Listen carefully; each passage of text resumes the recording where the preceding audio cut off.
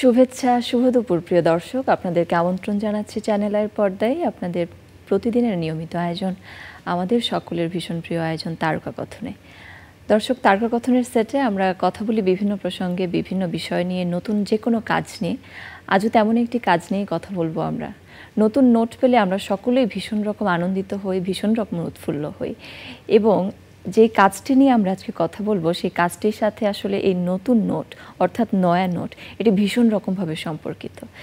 আজ আমরা যাদের সাথে কথা বলবো এবং এই কাজটি যিনি করেছেন তিনি এতদিন ছিলেন নির্দেশনার ছায়ায়, এবং এবার তিনি আসলে নিজেকেই নির্দেশক হিসেবে জানান দিয়েছেন। নয়া নোট নামের একটি নতুন ওয়েব ফিল্ম তৈরি করেছেন, যেটি আপনারা দেখতে পাবেন আইস্ক্রিন অরিজিনাল ওয়েব ফিল্ম হিসেবে। গতকাল রিলিজ পেয়েছে এই কাজটি এবং তার আগের দিনই হয়েছে এটির প্রিমিয়ার শো, এবং সেই প্রিমিয়ার শোতেই কিন্তু আমরা দেখেছি যারা দর্শক হিসেবে ছিল তারা ভীষণ রকম পছন্দ করেছে, কাজটি প্রশংসিত হয়েছে। এবং আজকে আমরা কথা বলবো এই কাজটি সম্পর্কেই, এবং স্টুডিওতে আমাদের সঙ্গে আমন্ত্রিত অতিথি হিসেবে আছেন নয়া নোটের নয়া ডিরেক্টর, আমাদের সকলের ভীষণ প্রিয় অনন্য প্রতীক চৌধুরী। হ্যালো। এবং আমাদের সঙ্গে আছেন নয়া নোটে যিনি কেন্দ্রীয় চরিত্রে অভিনয় করেছেন এবং ইতিমধ্যেই তার অভিনয় শৈলী, অভিনয় দক্ষতা দিয়ে জয় করেছেন কোটি দর্শকের হৃদয়, এবং তার কাজ হলেই আসলে সেই কাজটি দেখার প্রতি আমাদের আগ্রহ ভীষণ রকমভাবে বেড়ে যায়। আমাদের সঙ্গে আছেন আমাদের প্রিয় একজন অভিনেতা নাসিরউদ্দিন খান। স্বাগত আপনাকে। অনেক ধন্যবাদ। আচ্ছা, শুরুতেই তো বললাম যে নয়া নোট নিয়ে আজকে আমরা কথা বলবো। নয়া নোট কেন, এই কাজটির করার পেছনে আসলে ভাবনাটা কি ছিল একটু শুনবো শুরুতে। ভাবনার কথা যদি বলি আপু, মানে আমরা তো সবাই আমাদের লাইফে কাউকে না কাউকে কখনো না কখনো ভিক্ষা দিয়েছি। সো মানে আমার ক্ষেত্রে এটা প্রযোজ্য যে আমিও ইউজুয়ালি যখন দিয়েছি হয়তো মানি ব্যাগের সবচেয়ে ছিঁড়া ফাটা পুরানো নোটটাই দিয়েছি, যেটা একদমই নট রাইট। তো আমি র্যান্ডমভাবে একবার হচ্ছে একটা নতুন একটা নোট দিলাম, অ্যান্ড ওই নোটটার মানে হয়তো 20 টাকার একটা নোট ছিল, হয়তো আমি আগে কখনো 100 টাকাও দিয়েছি, বাট ওই 20 টাকার নোটটা দিয়ে না আমি একটা অন্যরকম হাসি, একটা অন্যরকম একটা খুশি দেখলাম, যেটা আমি কখনো আগে পাইনি। সো ওইখান থেকেই মূলত আমার গল্পটা ধারণ করার ব্যাপারটা শুরু।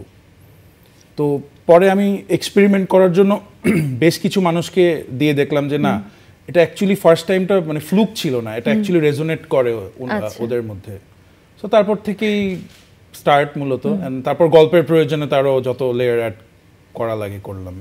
বাহ। এবং এই কাজটি যখন ফাইনালি হলো তখন আসলে দেখে কেমন লাগলো? দেখে তো মানে আমি কি মানে গুজবাম্পস মোমেন্ট ছিল যে প্রিমিয়ারের দিন, বিকজ সবাই অনেক ভালোভাবে রিয়াক্ট করছিল। অ্যান্ড প্রথমে আমি আসলে নাসির ভাইকে একদিন গল্পটা শোনালাম, নাসির ভাই অনেক ব্যস্ত টাইমের মধ্যে আমাকে টাইম দিল। নাসির ভাই যখন গল্প ভালো লেগে গেল, নাসির ভাই কিন্তু অনেক পিকি, যে কারণে নাসির ভাইয়ের কাজগুলো ইউজুয়ালি এত ভালো হয়। সো নাসির ভাইয়ের যখন ভালো লেগে গেল তখন আসলে ব্যাপারগুলো এরপর থেকে অনেক সহজ হয়ে গেল। আর আমার ফার্স্ট কাজ, সো আমাকে একটু স্ট্রাগল করতে হচ্ছিল, বাট তারপর আমাকে রঙ্গন মিউজিকের প্রতিষ্ঠাতা জামাল হোসেন এবং তাদের উপদেষ্টা শাহিন আক্তার আমাকে বলল যে তুমি শুরু করো। তারপর তো আস্তে আস্তে একে একে রাফেল ভাইয়া, অর্ক ভাইয়া, ফরদুর রেজা সাগর স্যার, এই চ্যানেল আইয়ের মতো প্ল্যাটফর্ম পেলাম, আইস্ক্রিনের মতো প্ল্যাটফর্ম পেলাম। এখন বাকিটা তো এখন সহজ করে দিল বাকি সবাই আর কি। অনেক ধন্যবাদ। একটু আগে আপনি বলছিলেন প্রিমিয়ার শোর কথা, এবং সেখানে যখন নিজের কাজটি দেখলেন সবাইকে নিয়ে যারা আপনার কাজটি পছন্দ করেছে বললেন, তখন আপনার গুজবাম্প হচ্ছিল, ভালো লাগছিল। তো আমরা সেই দিনের কিছু অংশ দেখে আসবো নিউজ আকারে। প্রিয় দর্শক, চলুন দেখে আসি। নির্মাতা দম্পতি চয়নিকা চৌধুরী ও অরুণ চৌধুরীর ছেলে অনন্য প্রতীকের প্রথম ওয়েব ফিল্ম নয়া নোট শুক্রবার মুক্তি পাচ্ছে বিনোদনের সবচেয়ে বড় ওটিটি প্ল্যাটফর্ম আইস্ক্রিনে। মুক্তির আগে রাজধানীতে বৃহস্পতিবার এক ঝাঁক তারকাদের উপস্থিতিতে বিশেষ প্রদর্শনী হয়েছে। নয়া নোটের অভিনয় শিল্পীদের প্রত্যাশা দর্শকদের মন ছুঁয়ে যাবে এ ওয়েব ফিল্ম। জাকিয়া আক্তারের রিপোর্ট। ছোটবেলায় মালিকের কাছে জানছিলাম ভিক্ষার কপাল নিয়ে আয়। দুনিয়ায় বেশিরভাগ মানুষই কারো না কারো কাছে হাত পাতে, কেউ 5 টাকা আর কেউ কোটি টাকার জন্য। এমন গল্প নিয়ে প্রথম ওয়েব ফিল্ম নয়া নোট নির্মাণ করেছেন অনন্য প্রতীক। এরই মধ্যে নয়া নোটের পোস্টার ও টিজার দর্শকদের মধ্যে বাড়তি আগ্রহ জাগিয়েছে। বিনোদনের সবচেয়ে বড় ওটিটি প্ল্যাটফর্ম আইস্ক্রিনে মুক্তির আগে নয়া নোটের বিশেষ প্রদর্শনী। ও আরো অনেক ভালো কাজ করুক, অনেক দূর এগিয়ে যাক। প্রতীকের মতো করে উজ্জ্বল হবে, ও রং ছড়াবে, আলো ছড়াবে। নয়া নোট ওয়েব ফিল্মে জনপ্রিয় অভিনেতা নাসিরুদ্দিন খান, অনন্য প্রতীক ও দীপা খন্দকার অভিনয় করেছেন। অ্যাক্টিংয়ের জায়গাটা অসম্ভব স্ট্রং আছে, যে কারণে দর্শককে গল্পটা টেনে রাখবে। আমার সর্বোচ্চটুকুই দিয়ে চেষ্টা করেছি, এখন বাকিটা আসলে দর্শকদের উপরে। একদমই ওর মেধা দিয়ে ওর মতো করে কাজটা করেছে। অনন্য ভাই আমাকে গল্পটা বললো, I was pretty much convinced. It's not a thriller, it's not a family drama, it's not a romantic story. It's actually a story about life. Web ফিল্মটা দেখে আমরা হয়তো ওটাও বুঝতে পারবো যে হ্যাঁ আমাদের কোথায় থামা উচিত, না থামলে কি হয়। নয়া নোট দিয়ে নির্মাণের স্বপ্ন বোনার কথা জানিয়ে নির্মাতা অনন্য প্রতীক বলেন, আগামীতে দর্শকদের আরও ভালো কাজ উপহার দেওয়ার প্রত্যাশা তার। আমি আমার ক্ষুধা মেটানোর জন্য কাজ করতে চাই না, আমি আসলে দর্শকদের ক্ষুধা মেটানোর উদ্দেশ্য নিয়েই কাজ শুরু করছি, বাকিটা টাইম উইল টেল। প্রথম কাজে কেমন লাগছে? খুবই ভালো, মানে আমি সবারই যখন ফার্স্ট হয় নিশ্চয়ই অনেক ভালো লাগে, বাট এটা যে অনুভব না করে অন্যদেরকে আসলে ওয়ার্ডে বোঝানোটা টাফ হবে। আমরা আসলে দেখলাম সবার ভালোবাসা, সবার অনেক বেশি অনুপ্রেরণা, উৎসাহ নিয়ে কাজটি শুরু করেছে এবং এই কাজটিতে আসলে নাসিরুদ্দিন খান, দীপা খন্দকার সহ অনেক গুণী অভিনেতা অভিনেত্রীরা আপনার সাথে কাজ করেছেন, আপনাকে কোঅপারেট করেছেন। এবারে আমরা একটু কেন্দ্রীয় চরিত্র জাহাঙ্গীর চরিত্রে যিনি অভিনয় করেছেন তার কাছে চলে যাচ্ছি। নাসির ভাই, কেমন হয়েছে কাজটি? হ্যাঁ, ভালো, কারণ ওই যে প্রিমিয়ারে যখন এটা আমরা দেখলাম, প্রিমিয়ারের পরে ওখানে উপস্থিত অনেক গুণীজন দেখলাম এটা প্রশংসা করছেন, তাদের ভালো লাগা জানাচ্ছেন, ভালো। হ্যাঁ, সেটা তো প্রিমিয়ার শোতে আমরা জানলাম। আসলে কাজটি করার সময় বা শুরুতেই যখন গল্পটা আপনার কাছে গেল, তখন আসলে স্ক্রিপ্টটা পড়ে কেমন লেগেছিল এবং ডিরেক্টর হিসেবে প্রথম কাজ অনন্য প্রতীক চৌধুরীর, তার সাথে কাজ করে আপনার কেমন লেগেছে? তার সাথে তার ডিরেকশন, এটা আমার সাথে তার প্রথম কাজ, তারও প্রথম কাজ, কিন্তু তার সাথে আমার পরিচয় এই কাজের মাধ্যমে না, তার সাথে আমার পরিচয় তার মায়ের একটা কাজ করতে গিয়ে সিনেমা প্রহেলিকায়, ওখানে সে অ্যাসোসিয়েট ডিরেক্টর ছিল মনে হতে না, হ্যাঁ। তো ওখানে কাজ করতে গিয়ে তার সাথে তাকে আমার খুব ভালো লেগে গেল। তো তখন থেকে সে আমার সাথে একটা কাজ করতে চাচ্ছিল। তো পরবর্তীতে এসে সে যে স্কেলের কাজটা করতে চাচ্ছিল ওটা ওই মুহূর্তে সম্ভব হচ্ছিল না বলে সে বলল যে আমার আয়ত্তের মধ্যে আছে এরকম একটা কাজ করতে চাই। তখন স্ক্রিপ্টটা দেখলাম, ভালো লাগলো। তারপরে আমরা বেশ সময় নিয়ে এটাকে একটু স্ক্রিপ্ট ডেভেলপ করলাম, আরও আনুষঙ্গিক কাজকর্ম, প্রি প্রোডাকশনের কাজকর্মগুলো চললো। এরপরে ভালো অভিজ্ঞতা, ভালো, চমৎকার। তার এবং এইরকম চরিত্রে তো আপনারও প্রথম অভিনয় করা, হ্যাঁ।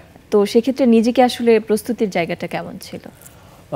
সব কাজের তো একটা প্রস্তুতি থাকেই, সে হিসেবে এটারও একটা প্রস্তুতি ছিল। আর মানে মানে সৌভাগ্যবশত ওই মুহূর্তে আমার গেট আপও একটু ওই ক্যারেক্টারের কাছাকাছি ছিল। সবকিছু মিলে কিছু প্রস্তুতি হয়তো অটোমেটিক্যালি ছিল আর কি। মানে ভালো, এটা ভালো অভিজ্ঞতা। এবং এই শুট করতে গিয়ে আমরা প্রথম শুট করে হচ্ছে ফার্ম গেটে, তাই না? ফার্ম গেটের টেলিলেন্স নিয়ে তারা ফার্ম গেটের ব্রিজের উপরে ছিল, আমাকে পাঠিয়ে দিল ভিক্ষা করার জন্য। ভালো অভিজ্ঞতা।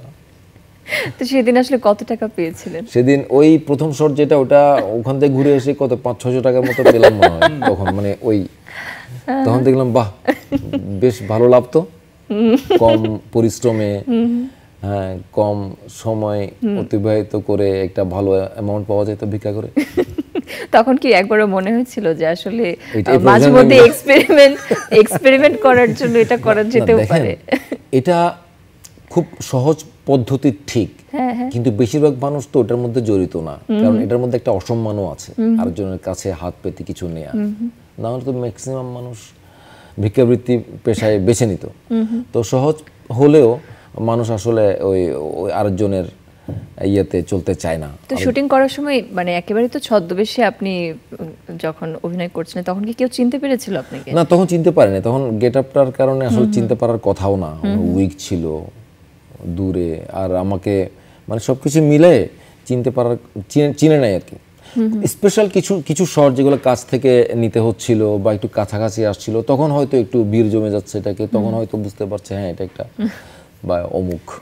এই যে আমরা তো, আপনি উইক পরার কথা বললেন বা ড্রেস আপ গেট আপের একটা ছদ্মবেশ, একই সাথে আমরা জানি অভিনয় শিল্পীরা যখন অভিনয় করেন তখন তো অন্য একটা চরিত্রে যখন নিজেকে উপস্থাপন করছেন স্ক্রিনে, এটাও এক ধরনের ছদ্মবেশ। তো সেই ছদ্মবেশটা আসলে কেমন হয়? হ্যাঁ, এটা একটা বা কতটুকু উপভোগ করেন আপনি? ব্যক্তিগত জীবনে আমরা তো সবাই অভিনয় করি, আমরা সবাই একটা ছদ্মবেশে থাকি। আপনি দেখেন এটা ফ্যামিলির মধ্যে আমি দেখলাম, হ্যাঁ ওখানে হয়তো অভিনয় কম হতে পারে, মানে যে বাইরে আমরা যেরকম অভিনয় করি, মানে প্রাত্যহিক লাইফে আমরা কোনো না কোনো ছদ্মবেশ নিয়ে থাকি, কোনো না কোনো মুখোশ নিয়ে থাকি। হয়তো দেখা যাবে, যেমন মনে করেন আমি এই মুহূর্তে কিন্তু অসুস্থ গত 2 দিন ধরে, কিন্তু আমাকে দেখে তো এটা বোঝা যাচ্ছে না, বা আমি তো এখানে একটা প্রোগ্রামে আসছি বা সবকিছু মিলাই আর কি। তো আমরা যখন যেটা খুব মন খারাপ, আপনি মন খারাপ নিয়ে তো সবসময় ঘুরে বেড়ান না, আপনাকে পেশাগতভাবে বিভিন্ন জায়গায় আসতে হয়। আপনি খুব সুন্দর সুহাসিনী একজন, হয়তো আপনার একটা বেদনা আছে, সবসময় আমরা অভিনয় করতে হয়তো একটা ইয়েতে থাকি আমরা। তো এই অভিনয় করাটা কি মানে উপভোগ করেন নিশ্চয়ই? হ্যাঁ অবশ্যই উপভোগ করি, নাহলে তো আমি অভিনেতা হতাম না। একদম তাই। আমি আবার আসবো আপনার কাছে, আবারও চলে যাচ্ছে অনন্য প্রতীক চৌধুরী আপনার কাছে। আপনি একটু আগে বলছিলেন যে এটা আপনার প্রথম কাজ এবং এখানে অনেকে আপনাকে অনেক কোঅপারেট করেছে, আপনাকে অভিনয় যারা শিল্পী আছেন তারা যেরকমভাবে সহযোগিতা করেছে, একই সাথে রঙ্গন মিউজিক এবং বিভিন্ন প্ল্যাটফর্ম থেকেও আপনি বিভিন্ন ধরনের কোঅপারেশন পেয়েছেন। তো এই কাজটি করার পরে আসলে কাদের প্রতি আসলে মনে হয়েছে যে তারা একটা ব্লেসিং, বা তাদের কারণে সামনে আপনি আরও তাদেরকে অনুপ্রেরণা হিসেবে নিয়ে আপনি আরও কাজ করবেন? অনুপ্রেরণা বলতে গেলে তো সবার আগে মা বাবার কথা বলতে হবে, বিকজ আমি তো ছোটবেলা থেকে ওনাদের কাজ দেখে দেখে বড় হয়েছি। তারপরে যে বললাম যে রঙ্গন মিউজিকের প্রতিষ্ঠাতা জামাল হোসেন, শাহিন আক্তার, ফরিদুর রেজা সাগর স্যার, তারপরে আইস্ক্রিনের যারা আছেন, রাফায়েল ভাইয়া, অর্ক ভাইয়া, অ্যান্ড মানে আর্টিস্টরা আমাকে এত সাপোর্ট করেছে ইন দ্য সেন্স, আমি বলবো যে নাসির ভাই অবভিয়াসলি আমাকে পছন্দ করে, বাট এটা নাসির ভাইও বলবে যে নাসির ভাইয়ের গল্প ভালো না লাগলে নাসির ভাই সংযুক্ত হতো না, হতেন নাসির ভাই? না, হতাম না, তাই না? এক্স্যাক্টলি। কিন্তু কোন জায়গাটা সাপোর্ট আমি বলবো কি, হয়তো আমি ছোট একটা রোলেও হয়তো কাউকে যখন চেয়েছি আমাকে না করেনি, কিন্তু ওটার জন্য আসলে প্রোডাকশনটাকে আরো রিচ মনে হয়েছে। অ্যান্ড সবাই এত প্রফেশনাল, মানে 8টায় আসতে হবে মানে 8টায়, 10টায় আসতে হবে মানে 10টায়, বিকজ এটা অনেক টাইট একটা শুটিং ছিল। আমরা 5 দিনে 18টা জোনে কাজ করেছি, অ্যান্ড ঢাকার ট্রাফিক তো বুঝতেই পারছেন। সো যদি কোনো দিন যদি একটু লেটে স্টার্ট হতো তাহলে আসলে এটা কমপ্লিট করা খুব টাফ হয়ে যেত। আর অনেক লেট নাইট পর্যন্ত আসলে আমি কাজ করতে চাই না, এটা আমার টিম প্লাস আর্টিস্ট সব কিছু ভেবে। কোনোদিন হয়তো ফেসে গেলে হয়তো করবো, বাট ওই প্র্যাকটিসটা প্রথম থেকেই চাচ্ছিলাম না করতে। সো ওই আর্টিস্টদের ওই সাপোর্টের জন্য আসলে এটা করতে পেরেছি আর কি। বাবা মা দেখে কি বলেছিলেন এই কাজটা প্রিমিয়ার শোতে? বাবা মা কিন্তু ফার্স্ট প্রিমিয়ার শোতেই দেখেছে। সো বাবা মার চোখ থেকে অনেক বেশি ইমোশনাল থাকবেই, অ্যান্ড মেকারদের চোখ থেকে আসলে ট্রুথটা কি ওইটা তো আমি জানবো না, বিকজ আমি তো আগে সন্তান তারপর বাকিটা। সো ওইটা হয়তো আপনারা পার্সোনালি জিজ্ঞেস করলে হয়তো বলতে পারবে। এবং সেখানে কিন্তু আপনার প্রিমিয়ার শোতে আমরা দেখেছি অনেক গুণী গুণী অভিনয় শিল্পীরাও এসেছিলেন, সেখানে আবুল হায়াত স্যার এসেছিলেন, আফজাল হোসেন এসেছিলেন, আরও অনেকে এসেছিলেন। তো এত গুণী যারা মানুষ, তাদের সামনে যখন প্রিমিয়ার শো করা হচ্ছে, আপনার প্রথম কাজ, চাপটা কেমন ছিল? চাপ তো ডেফিনেটলি, মানে আমি তো তার কয়েকদিন ধরেই বেশ নার্ভাস, বাট আমার আসলে চাপটা কমে যায়নি বলবো না, কিন্তু মানে থাকে না যে একটা আর্টিস্টের তো সবসময় একটা এরকম ফিলিং থাকে যে হয়তো ভালো হয়নি, এটা বিকজ যে আমরা আরও ভালো করতে চাই, কারণ ভালোর তো আসলে কোনো শেষ নেই। বাট ওনাদের মুখে যখন আমি ওই অরিজিনাল একটা যে অ্যাকচুয়ালি ওদের ভালো লেগেছে, এটা আসলে ফেক করা যায় না। আমি আপনাকে যদি বলি যে ভালো লাগছে, সাপোজ আপনাকে অনেক সুন্দর লাগছে, যদি আমি বলি এটা ফেক হলে আপনি বুঝতে পারবেন, আর অরিজিনালি যদি আমি বলি সেটাও আপনি ফিল করতে পারবেন। সো ওই পালসটা আমি ফিল করেছি আসলে। সো তারপর থেকে একটু রিল্যাক্স, যে আসলে আমি মানে হয়তো অত খারাপ হয়নি, আরও অনেক ভালো করা যাবে, বাট ঠিক আছে, স্টার্টিং ওয়াইজ আই থিঙ্ক ওকে। বাহ, আমরা আবারও ফিরে আসছি নাসিরউদ্দিন খান আপনার কাছে। প্রহেলিকাতে কাজ করেছেন চয়নিকা চৌধুরীর সাথে, তারপরে কাজ করলেন তারই ছেলে অনন্য প্রতীক চৌধুরীর সাথে, এবং ডিরেক্টর হওয়ার তো আসলে অনেক রকম গুণ থাকা জরুরি। অভিনয় করার যেরকম গুণ থাকতে হয়, ডিরেক্টরশিপের জায়গাটাও একেবারে অন্যরকম। তো সেক্ষেত্রে আসলে কোন গুণটা আসলে অনন্য প্রতীক চৌধুরীর আপনার কাছে ভালো লেগেছে এবং মনে হয়েছে এই গুণগুলোর কারণে সে সামনে আরও ভালো কাজ করতে পারবে, এবং একই সাথে ডিরেক্টরের জায়গা থেকে অনন্য প্রতীক চৌধুরীকে আপনি কত দেবেন 10-এ কত দিব, এটা আসলে খুবই আপেক্ষিক একটা, এটা কিভাবে বলবো, এটা হয়তো আমি যদি বলছি 10-এ 9 দিব তাহলে তাকে খুশি করার জন্য বলা হবে, আবার যদি বলছি 10-এ 2 দিব, ওদিকে না গিয়ে আমি এমনিতে বলি, যেমন একজন ডিরেক্টর মানে তো আসলে অনেক গুণের অধিকারী তাকে হতে হয়, বিশেষ করে ম্যানেজ করার বা ম্যানেজার যেটাকে আমরা বলি আর কি, ম্যানেজ করার যে বিষয়টা, যে কোনো কিছু ম্যানেজ করার বিষয়টা, বা একজন পারফর্মার সে একটু ওর ঠিক জায়গায় নেই, তাকে ওই ঠিক জায়গায় এনে দেওয়ার বিষয়টা, কিংবা একটা কাস্টকে ম্যানেজ করা, কিংবা প্রডিউসার, মানে সব কিছু ম্যানেজ করার বিষয়টা আর কি, এই গুণটা মনে হয় ওর ভালো আছে। এটা ওর যেহেতু এটা তার প্রথম ডিরেকশনের কাজ হলেও যেহেতু এই সেক্টরে সে বেশ কিছুদিন ধরে কাজ করছে এবং ছোটোবেলা থেকে সে দেখে বড় হচ্ছে যে তার বাবা ম্যানেজ করছে, তার মা ম্যানেজ করছে, বা এই জিনিসটা, তো আমার মনে হয় এই গুণটা তার মধ্যে একটু ভালোই আছে আর কি। এই গুণটাই তাকে অন্যান্য গুণগুলোকে কাছে আনতে সাহায্য করবে। বাহ।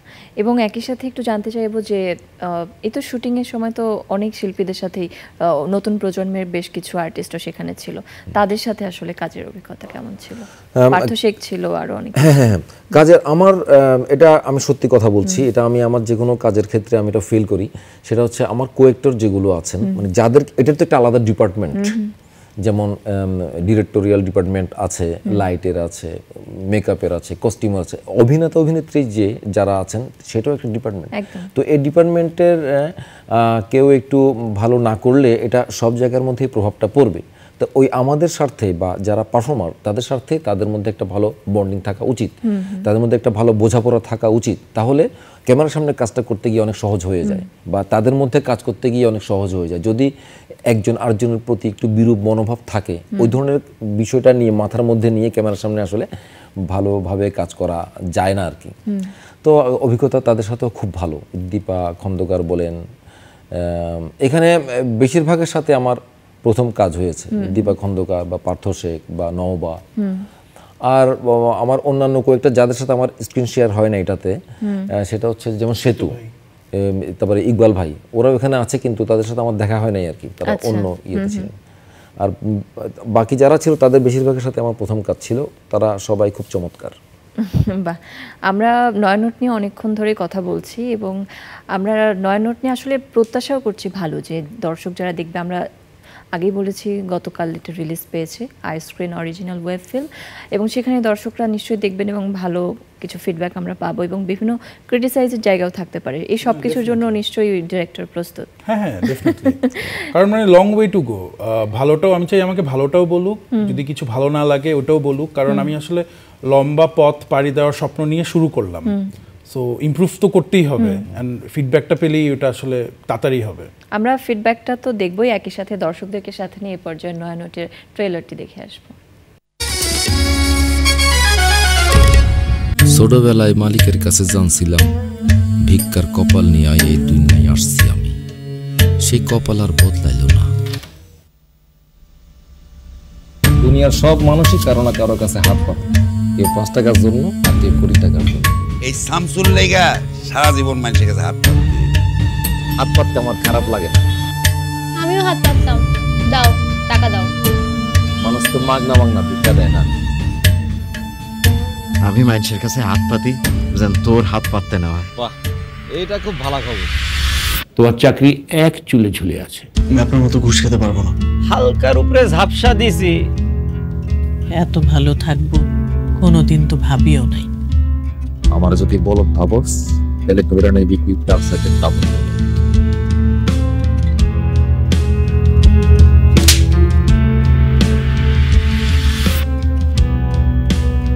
আপনি তো একজন সাধারণ মানুষ না, অসাধারণ মানুষ।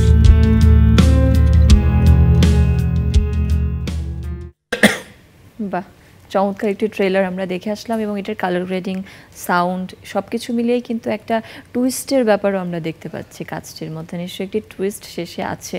একটু জানতে চাইবো ডিরেক্টর আপনার কাছে, যে নয়ানোট এই কাজটি দর্শকরা কেন দেখবে?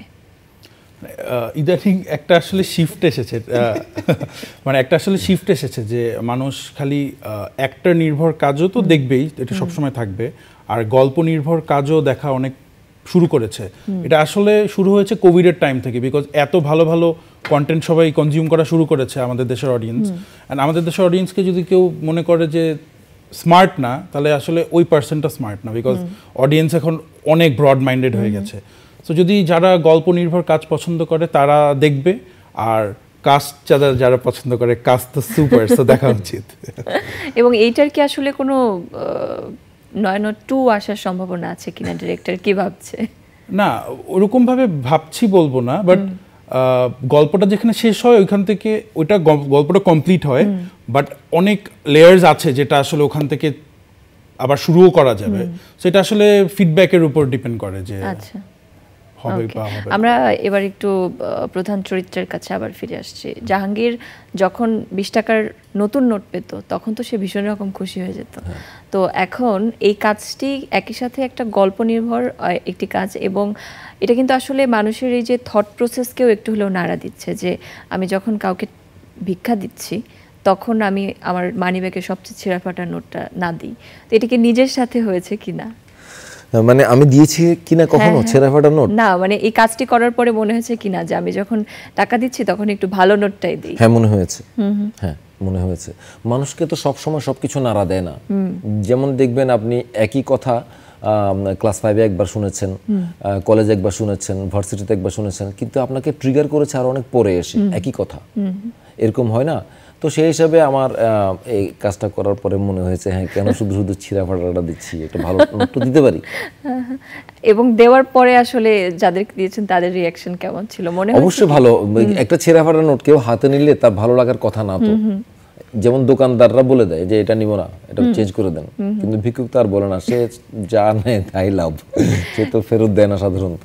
আচ্ছা, আমরা নয়নট নিয়ে অনেকক্ষণ ধরে কথা বললাম। একটু নাসিব আপনার কাছে জানতে চাইবো যে এই মুহূর্তে আর কি নিয়ে ব্যস্ততা, আর কোন কোন কাজগুলি নিয়ে ব্যস্ততা চলছে? এই মুহূর্তে আমার কোনো কিছু নিয়ে ব্যস্ততা নাই।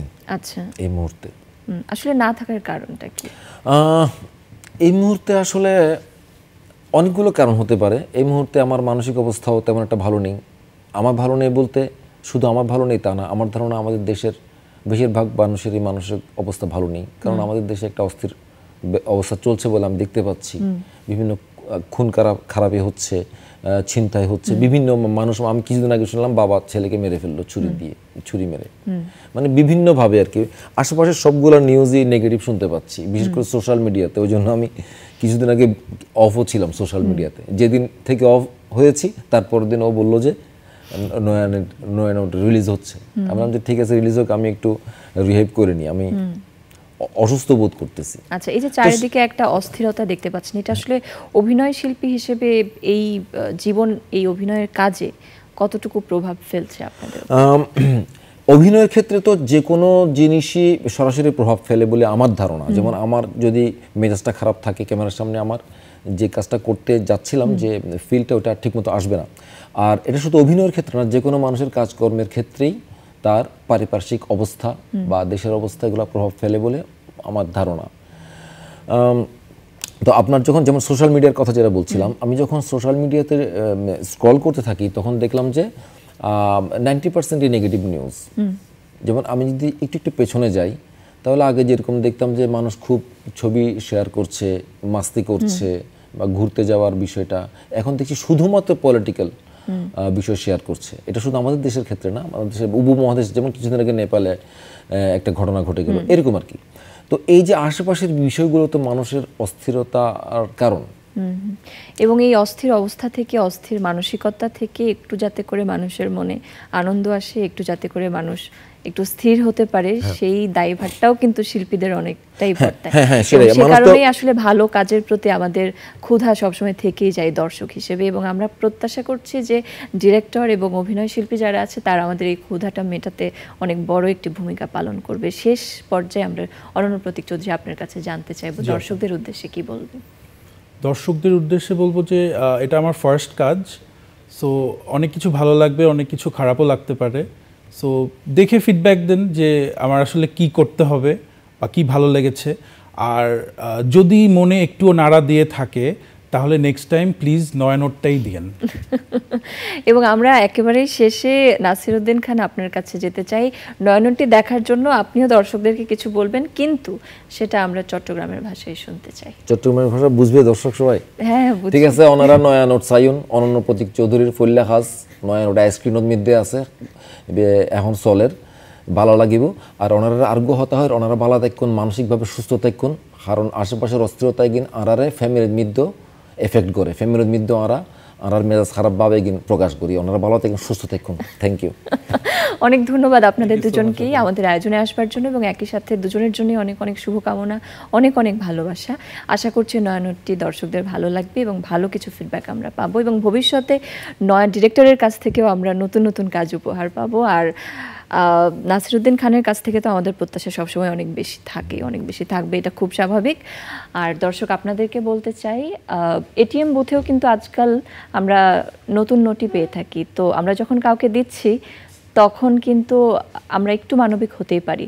পুরাতন নোট আমরা কিন্তু এখন মেশিনও নিতে চাই না। সুতরাং আমরা যখন কাউকে কোনো টাকা দিচ্ছি, সেই টাকাটি যেন শুধুমাত্রই অর্থ হিসেবে তার কাছে না যায়, সেটা যেন তার ভালো লাগার একটি কারণ হতে পারে। এইটুকু আমরা মানবিকতা দেখাতে পারি, এবং একজন একজন করে যখন কোনো একটি অভ্যেস আমরা তৈরি করি, তখনই কিন্তু আমাদের সামাজিক একটি পরিবর্তনের আভাস আমরা দেখতে পাই। আপনাদেরকে অনেক ধন্যবাদ এতক্ষণ আমাদের সঙ্গে থাকার জন্য, এবং একই সাথে নয়ানোট দেখতে আইস্ক্রিনে এখনই সাবস্ক্রাইব করে ফেলুন। আপনাদের জন্য ভালোবাসা জানিয়ে আজকের আয়োজন থেকে বিদায় নিচ্ছি।